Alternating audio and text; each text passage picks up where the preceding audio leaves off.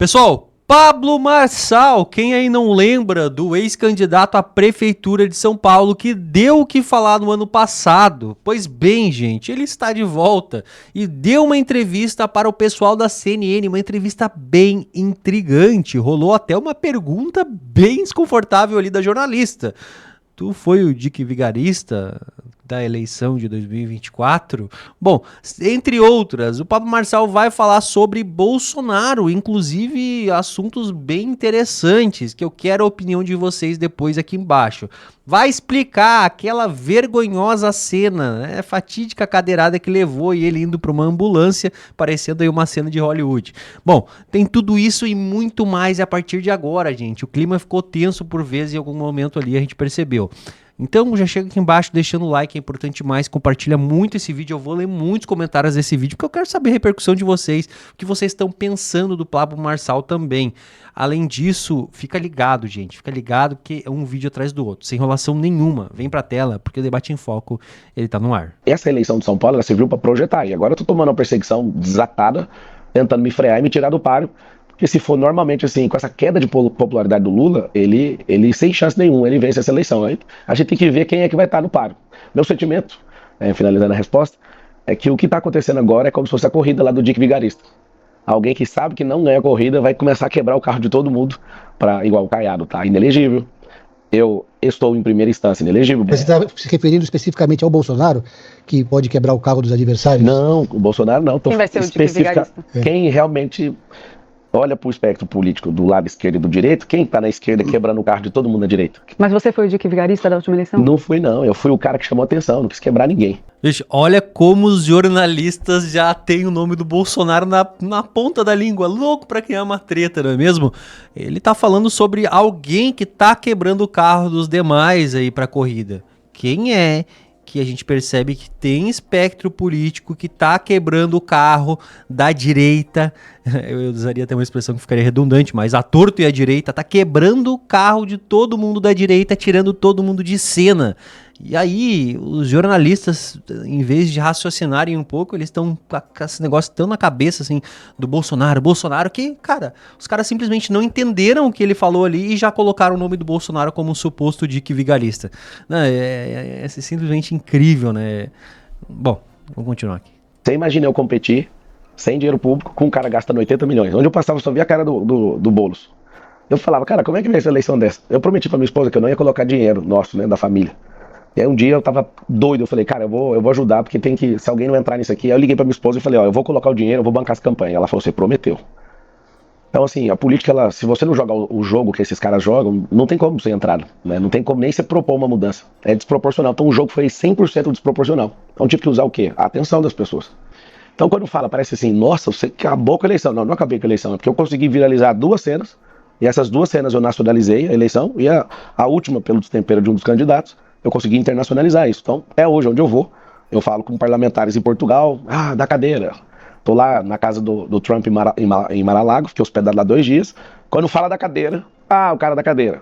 É Major lá de São Paulo? É, de São Paulo. Então o negócio pegou mundialmente. Por isso que eu te falei que eu não arrependo, que o reverb disso foi muito bom. Acabou trincando minha costela, acho que isso é chato, né? Eu não precisava disso. E interessante que... E a reação à costela? Porque uma coisa que muita gente disse é que você fez um dramalhão lá. Eu não, é porque filmaram, né? Não, eu não fiz não, eu poderia ir correndo. Então, você podia ter saído de lá correndo, mas você saiu na maca. Não, vou te explicar. É muito boa sua intervenção. Eu sou Ultraman, eu sou Ironman. Do jeito que tava ali, só tava cortando minha respiração. Tipo, ao invés de ter uma respiração... Eu falo porque eu trinquei 3 costelas, tá? E eu saí do hospital andando. Não, eu também saí andando. Eu entrei andando também, não entrei assim, do jeito que você tá imaginando, não. Vou te contar exatamente a cena. Tem vídeo dele entrando na maca, no debate, só que aí... eu respirava e cortava a respiração, não é a respiração profunda, você também... Fica incômodo, é uma dor forte. Aí eu pensei, deve ter o pensamento, né? Eu ia continuar mesmo com esse... Mas que eu aguentei, a dor bem. Não, eu aguento. Eu fiz uma prova de 452 km com o tendão inflamado e terminei a prova. A maioria das pessoas não consegue terminar esse tipo de prova. Eu tenho resistência pra isso. É que eu fiquei avaliando, será que compensa eu continuar? Depois esse negócio perfurou meu pulmão, fiquei fazendo pergunta, né? Eu falei, eu vou embora. Tô indo embora, entrando na minha escolta, nos carros da escolta, e alguém, cara, vamos entrar nessa ambulância.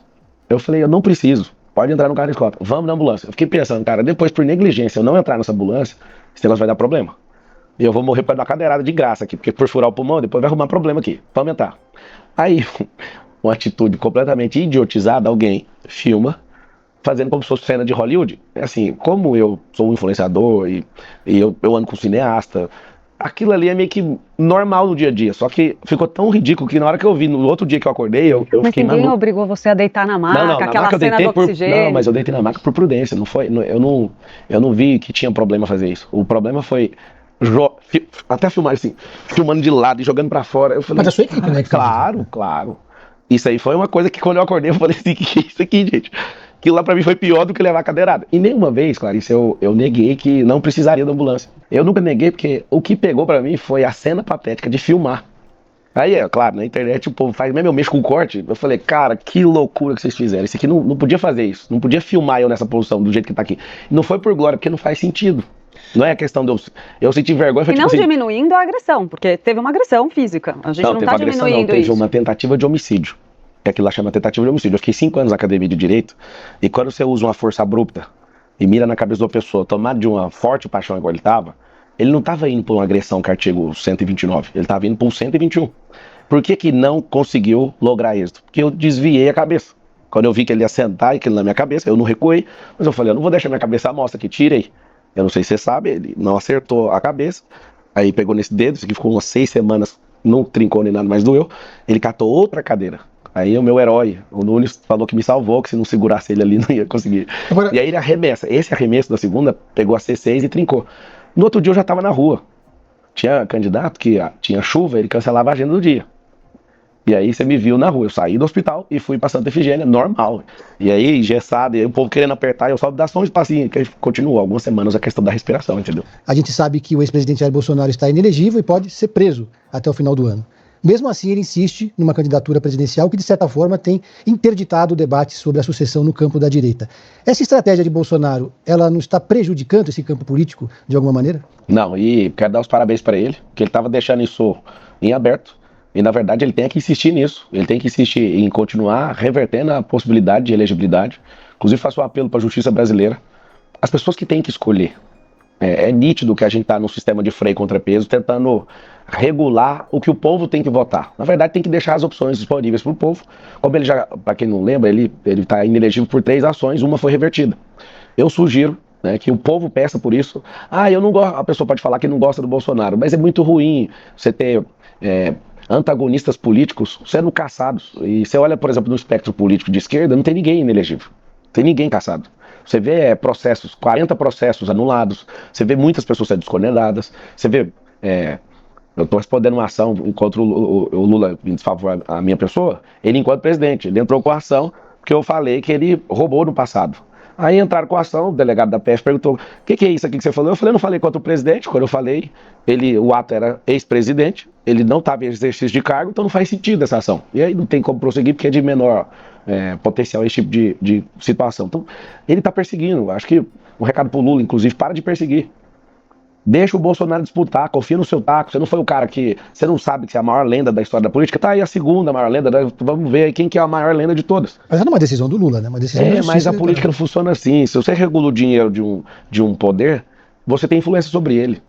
Se eu regulo esse sistema tripartido de poder, do judiciário, executivo e legislativo, se você regula, por exemplo, quem decide se vai caçar um ministro do Supremo Tribunal Federal, então um presidente do Senado tem um grande poder. E aí esse sistema de eu seguro sua cabeça, você segura a minha, eu tô dando um recado nítido de todo mundo. Ninguém no Brasil é bobo e sabe. Que se o Lula determinar que o Caiado não vai sair, eu não vou sair, não vai sair, o que ele vai fazer? Ele vai usar aquela influência. Ele, que é o maior político da história do Brasil, venceu 3 eleições, colocou a Dilma Rousseff para vencer 2 vezes também. Esse cara ele é um articulador, de dentro do presídio, de dentro da cadeia, ele estava com 40% da intenção de voto. Ele sai e vence a eleição do Bolsonaro, que acho que é a maior lenda que a gente já viu. Lenda não, né? Um é lenda, o outro é o mito. A gente precisa de um fato agora, né? A gente precisa de um jogo diferente em 2026. Por quê? Porque o brasileiro, se ele não mudar a mentalidade, a gente vai viver escravizado com esse tipo de política. A gente tá brigando o tempo inteiro, tanto de gente que mata por causa de política. Eu acredito que tem que ter uma postura diferente, mas não faz sentido para mim uma disputa onde o Bolsonaro é excluído. Onde as pessoas que estão querendo servir o povo é excluído. Porque se a gente não falar sobre isso, acho que é um assunto delicado, vai acontecer com que parece ali na Venezuela, né? Não tem oponente. O oponente vai preso, o oponente morre, o oponente tem que fugir do país. Não faz sentido. Sobre a prisão do Bolsonaro, se acontecer, vai ser o pior erro de cálculo da história. Bolsonaro, do jeito que tá, nessa de vai preso, não vai preso, é mais uma agonia, uma ansiedade para ele, pessoalmente. Só que o povo fica em alerta. Se você prender, aí você vai ver. Aí o povo vai voltar a ficar apaixonado na causa. Eu acredito, minha singela visão. Acredito que eles vão colocar uma tornozeleira eletrônica para tentar humilhar ele. Já tomaram o passaporte, estão fazendo manobra para tomar do Eduardo. Eles vão fazer isso para humilhar o Bolsonaro, para tentar minar. Só que tudo que você faz contra um cara com senso de injustiça social, isso vai fazer com que ele cresça. Então, até hoje não foi decretada a prisão, depois de 2 anos, por que não tem essa prisão? Porque estão calculando e vendo que é a pior opção. Não é simplesmente algo de justiça, eles estão vendo o Bolsonaro como ameaça. Não, de novo, né? Fiquei 5 anos na academia, eu vou dar meu parecer jurídico. Eu li um pedaço da oferta do PGR em relação à denúncia. Qual que é a lógica de falar de golpe de Estado contra um cara que nem está na presidência da República? Não faz sentido. Se o cara está armando antes da posse, qual a lógica de falar que aquilo é uma tentativa de golpe de Estado? Porque a lei da abolição violenta do Estado Democrático de Direito prevê que se puna uma tentativa de golpe. Então, Se acontecer o golpe, mas pela denúncia, o Bolsonaro estava no exercício do mandato dele quando isso foi gestado. Não. Ele não tem como ele dar golpe de Estado contra si mesmo. Para aquilo lá ter legitimidade, tem que ter o Lula como presidente. E os fatos, eu vou te falar o que eu acho, conhecendo algumas pessoas que estão ali envolvidas, estão enroscadas nisso aí. Aquilo ali então é bravata. Então você admite que tem gente enroscada e que teve coisa errada? Não, enroscada no tanto de fala, tem as falas no WhatsApp. Eu vou falar exatamente isso. Aquilo ali é bravata, é loucura. Aquilo ali é conversa de doido no WhatsApp, falando loucura que não ia executar nunca o negócio daquele. Só que eu tô deixando claro o seguinte, o golpe de Estado, na data que eles pegaram aquilo ali, ele não consegue dar o golpe de Estado contra ele mesmo. Então, não tem nada a ver com a coisa. Segundo, para aquilo ser uma tentativa de golpe de Estado, o Lula tinha que ser presidente naquela data. O Lula não era presidente naquela data, então aquilo ali é inepto, não faz sentido. Se a pessoa que é comum, que não estudou direito, pegar e vamos lá, a gente está tentando abolir o Estado Democrático de Direito. Peraí, ele está tentando contra o próprio governo dele? Não. Ele está tentando contra qual governo? Contra governo nenhum. O Lula foi presidente. Ele deve impedir a posse. Não queria impedir a posse. Ali não tem tentativa, porque a tentativa precisa ser frustrada. Ninguém parou a tentativa. É isso que eu te falo. Você que é jurista, acho que, salvo engano, deve ter 2 milhões de juristas aí no Brasil, tira a questão de Lula, de Bolsonaro e olha só por que a gente ficou fazendo 5 anos na academia. Tentativa de algo tem que ter frustração, tem que ter o interrompimento, tem que ter... Ali não foi nem um ensaio para ação, ali foi bravata em WhatsApp. Agora, se for condenado um negócio desse aí, eu não sei nem o que eu vou fazer com o meu diploma de direito. Não faz sentido nenhum. Eu entendo a força, entendo que o Bolsonaro ele se virou contra o sistema e depois que passou a eleição, ele foi eleito, ele não deixou a campanha de lado, ele continuou numa campanha. O presidente da República, quando ele ganha, ele precisa de assumir um papel de estadista. Ele precisa de parar com essa briga, ele precisa de parar com essa confusão, porque ele viu que a confusão é como apertar uma mola. Ele apertou uma mola e depois não aguentou mais, a mola agora está voltando no rosto dele. Agora, falar que aquilo ali é uma tentativa de golpe de Estado é como se você pegasse e oferecesse uma ofensa a 2 milhões de juristas, salvo engano, se é esse número aí que tem no Brasil. Como é que está a sua relação com o Bolsonaro? Vocês andaram se estranhando na eleição municipal, ele te criticou pela candidatura. Não só ele, a maioria da família. Né? O Carlos Bolsonaro fez críticas públicas. A relação melhorou? Vocês chegaram a conversar? O Carlos me ligou, pediu perdão, conversou, falei, beleza, vamos parar com isso.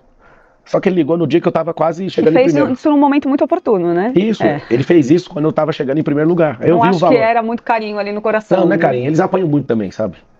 Seria fácil pra mim, com tanto de besteira que ele já falou de mim, eu sentar, pegar uma fivela de cinto e bater nas pernas dele. Na verdade, eles são muito perseguidos, então eles não confiam nas pessoas. Eles não ouvem conselhos. O Carlos, segundo palavras do Bolsonaro, é um fio desencapado, então não tem aonde você pegar ali pra funcionar. Eu entendo eles apanham muito. Então, assim, eu conversava muito com o Bolsonaro, né? Mandava muita mensagem e tudo. Quando eu tava bem ali, tava ótimo e tal. Só que meu sentimento, e é só um sentimento conhecendo o Bolsonaro, porque ele não gostou de ver eu crescendo de forma abrupta daquele jeito. Ele acredita no coração dele que ele tem uma missão de salvar o Brasil mesmo, e aquilo é legítimo no coração dele. E o que eu percebi? Eu percebi que o Pablo, que não poderia oferecer perigo, é um Pablo legal, tá tudo certo. Eu ajudei na campanha, com estratégia, com dinheiro, né? Coloquei dinheiro na campanha, influência mais ainda. Acho que eu envolvi uns 300 mil influenciadores, né? O Brasil tem mais de 4 milhões, 300 mil eu consegui trazer para a campanha. Fiz um negócio bem forte para ele. E ele foi o único que cresceu na campanha de 22. Só que quando ele viu o povo falando, o tempo inteiro, e algumas pessoas, inclusive, se levantando contra ele porque não tinha candidato conservador, eu acho que ali criou uma ruptura emocional dele comigo. Agora, você não acha que essa ruptura persiste? Vai persistir até 2026? Isso pra mim não faz diferença, porque você nunca vai me ver desonrando o Bolsonaro. Em 22, eu tava assim, maluco, eu cheguei a falar mal dele. Mas você desonrou várias pessoas? O Bolsonaro, mesmo que ele faça gato e sapato... Não, deixa eu te explicar. Honrar é uma posição que não é todo mundo que tem. Desrespeitar é diferente. Acredito que eu desrespeitei pessoas, sim. E no meio do jogo político, quem não desrespeitou, que atira a primeira pedra. Que no jogo político o desrespeito é prioridade. No debate político é um xingando o outro, é um inventando loucura ali. Eu não consigo achar um puro ali num debate político. A questão do Bolsonaro é o seguinte. O fato, eu acreditei nele, eu acompanhava ele 10 anos antes de... Na faculdade de Direito, as falinhas ali, as coisas que ele fazia no parlamento, eu achava ele bem da hora. Só que ele não teve a postura republicana e nem nobre quando ele teve a oportunidade. Eu acho que ele perdeu pra ele mesmo. Agora, se eu for para disputar um debate com ele, não espere eu entrar em atrito com ele. Eu não acho que não faz sentido. Por quê? Porque ele construiu uma esperança e ele é o maior nome de direita que o Brasil tem. Para mim, ele não é o maior nome conservador. Ele é o maior nome de direita. Quem é o maior nome conservador? Eu acho que tem muita gente escondida que vai aparecer aí. Tem gente que é conservador. Não que usa isso. Então, a gente tinha um antipetismo no Brasil e esse antipetismo, o Bolsonaro abraçou ele, pegou tudo para ele.